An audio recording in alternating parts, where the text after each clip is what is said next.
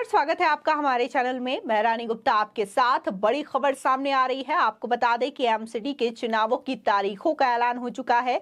जहां 4 दिसंबर को वोटिंग की जाएगी तो वहीं इसका रिजल्ट 7 दिसंबर को आना है। ऐसे में तमाम पार्टियों की ओर से अपनी अपनी लड़ाई लड़ने के लिए मैदान में उतर चुके हैं। इन सब के बीच में जहां दावेदारी मजबूत दिखाई दे रही है बीजेपी की, तो वहीं आम आदमी पार्टी भी इस वक्त दिल्ली की सरकार में मौजूद है।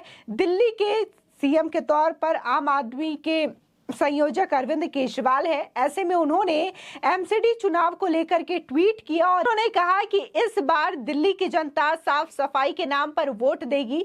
पिछले 15 सालों से एमसीडी में बीजेपी की सरकार है, लेकिन बीजेपी ने दिल्ली के अंदर कई सारे कूड़ों का पहाड़ बना दिया है और इसी को साफ करने के लिए अब दिल्ली की जनता आम आदमी पार्टी को चुनेगी। और मैं लोगों से अपील करता हूं कि लोग 4 दिसंबर को वोट दें, साफ सफाई के नाम पर वोट दें। जिसके बाद लोगों ने अरविंद केजरीवाल को ही ट्रोल करना शुरू कर दिया।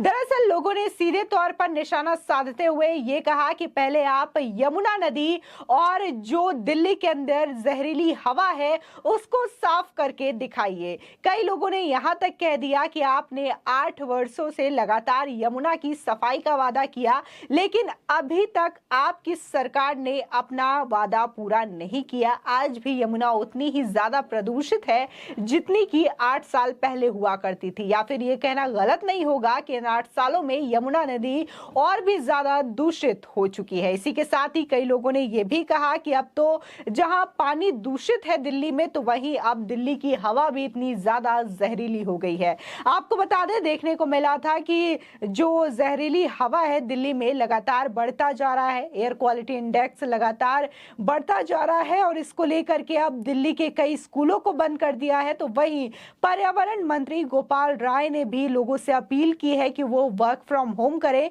यानी कि अब लोगों और बच्चों का घरों से निकलना मुश्किल होता जा रहा है। लोग दिल्ली के जहरीली हवा में सांस लेने के लिए मजबूर हो चुके हैं। आपको बता दें, जिस तरीके से अरविंद केजरीवाल अभी फिलहाल में एमसीडी को लेकर के यह दावा कर रहे हैं कि अगर एमसीडी में आपकी सरकार बनती है तो दिल्ली में इन कूड़ों का पहाड़ नहीं देखना पड़ेगा, दिल्ली की जनता को स्वच्छ सफाई मिलेगी। तो इसको लेकर भी कई लोगों ने यह भी आईना दिखाया कि आप पराली की समस्या को लेकर यही कहते थे जब तक कि पंजाब में आपकी सरकार नहीं थी।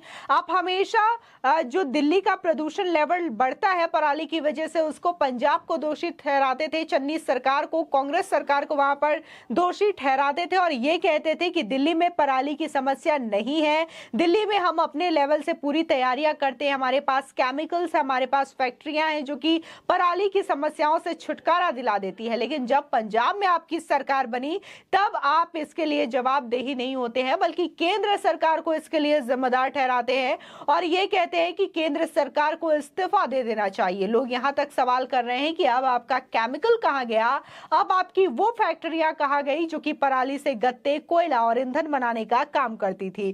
साथ ही कई लोगों ने यहां तक कह दिया, जिस तरीके से आप हमेशा ये बोलते रहे हैं कि अगर पंजाब में हमारी सरकार बन जाएगी तो वहां पर हम युवाओं को नशे से मुक्त करेंगे, पराली की समस्याओं से निजात दिलाएंगे, किसान वहां पर आंदोलन नहीं करेंगे। लेकिन ये चीजें देखने को मिल रही है कि कैसे जो सीएम है भगवंत मान, उन्हीं के विधानसभा क्षेत्र संगरूर में किसानों ने कई दिनों तक प्रदर्शन किया, लेकिन इसके बावजूद आपने उनकी नहीं सुनी। तो क्या सेम यही रवैया अब एमसीडी में भी देखने को मिलेगा? लोग अब ये गलती नहीं करना चाहते, भले ही एक बार फिर से दिल्ली में आपकी सरकार बन गई हो, लेकिन अब लोग अरविंद केजरीवाल के रेवड़ी कल्चर को नहीं अपनाना चाहते, अरविंद केजरीवाल के फ्रीबीज वाले वादे को नहीं अपनाएंगे और इस बार एमसीडी में बिल्कुल भी आम आदमी पार्टी की सरकार नहीं बनने देंगे। इसी के साथ ही देखने को मिला था, जिस कूड़े के पहाड़ों को अरविंद केजरीवाल और उनकी पार्टी प्रचार करती हुई नजर आई थी, कूड़ों पर सियासत करती हुई नजर आई थी, तो इसको लेकर भी लोगों ने यह कहा था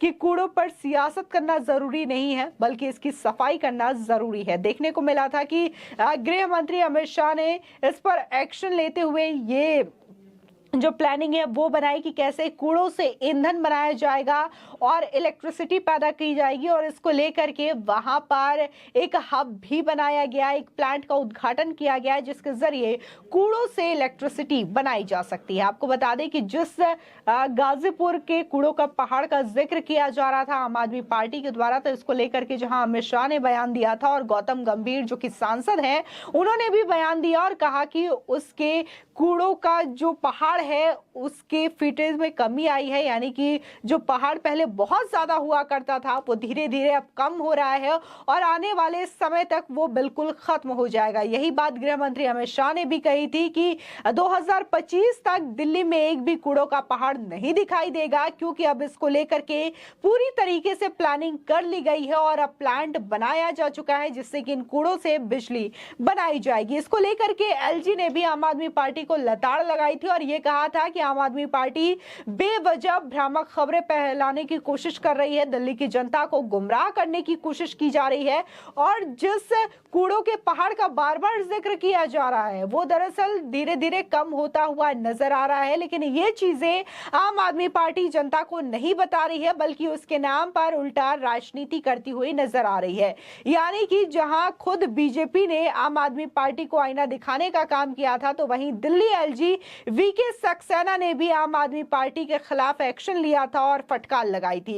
इसी के साथ ही कई लोगों ने लताड़ लगाते हुए अरविंद केजरीवाल के ट्वीट पर रिएक्ट किया और यह कहा कि आपकी सरकार आपके किए गए वादों से नहीं चल रही, बल्कि चल रही है तो आपके बड़े बड़े विज्ञापन ऐड आपके कॉन्फ्रेंस के जरिए चल रही है, क्योंकि आप टीवी विज्ञापनों में यह दावा करते हैं कि आपकी सरकार कितना अच्छा काम कर रही है, लेकिन जमीनी हकीकत देखी जाए तो इससे बिल्कुल अलग दिखाई देती है। आपको बता दें कि दिल्ली की सत्ता में अगर काबिज होना जरूरी है तो माना जाता है कि एमसीडी के चुनावों को भी जीतना बेहद जरूरी है। देखा जाए तो यूं तो कई सालों से बीजेपी की सरकार है वहां पर, लेकिन इस बार अरविंद केजरीवाल ये दावा करते हैं कि एमसीडी में उनकी सरकार बनेगी। फिलहाल जिस तरीके से लोगों का रिएक्शन सामने आ रहा है उससे ये लगता नहीं है कि एमसीडी में आम आदमी पार्टी का जीत सुनिश्चित हो सकता है।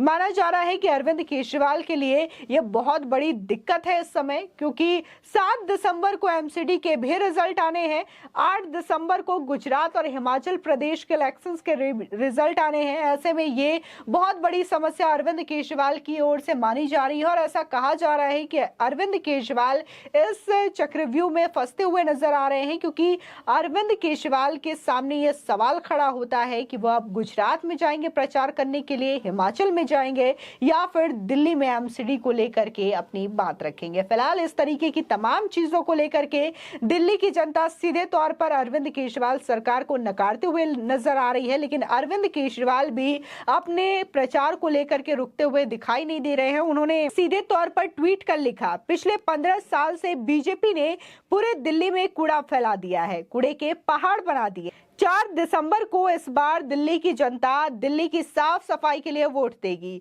दिल्ली को स्वच्छ और सुंदर बनाने के लिए वोट देगी। इस बार दिल्ली वासी नगर निगम में भी आपको चुनेगी। लेकिन इसको लेकर के पूरी तरीके से लोगों ने नकार दिया। लोगों ने ट्वीट कर रिप्लाई किया, 7 सालों में आपने दिल्ली को जहरीली गैस का चैम्बर बना दिया है, प्रदूषण रोकने में आपकी नाकामी के कारण आज स्कूल बंद करने पड़े हैं। इसी के साथ ही कई लोगों ने सीधे तौर पर यमुना नदी की सफाई और वायु प्रदूषण को एक अहम कारण बताया और कहा कि जब आम आदमी पार्टी इन दोनों चीज का वादा जो किया था उसकी रोकथाम नहीं की है, तो क्या गारंटी है कि कूड़ों का पहाड़ वो साफ कर देगी। अगर बीजेपी की ओर नजर डाले तो बीजेपी तो ये चीज करती हुई नजर आ रही है। उन्होंने जो दावा किया था कि 2025 तक दिल्ली में कूड़ों का पहाड़ नहीं दिखाई देगा, तो इसको लेकर के प्लांट लगाए जा चुके हैं और धीरे धीरे जो कूड़ों का अंबार है, कूड़ों का पहाड़ है, उसकी ऊंचाई में कमी देखने को मिल रही है। फिलहाल आपकी इस खबर पर क्या राय है, आने वाले एमसीडी चुनाव को लेकर के आप क्या सोचते हैं, हमारे कमेंट सेक्शन में जरूर बताएं। आगे की और भी अपडेट के लिए चैनल को सब्सक्राइब करना ना भूलें।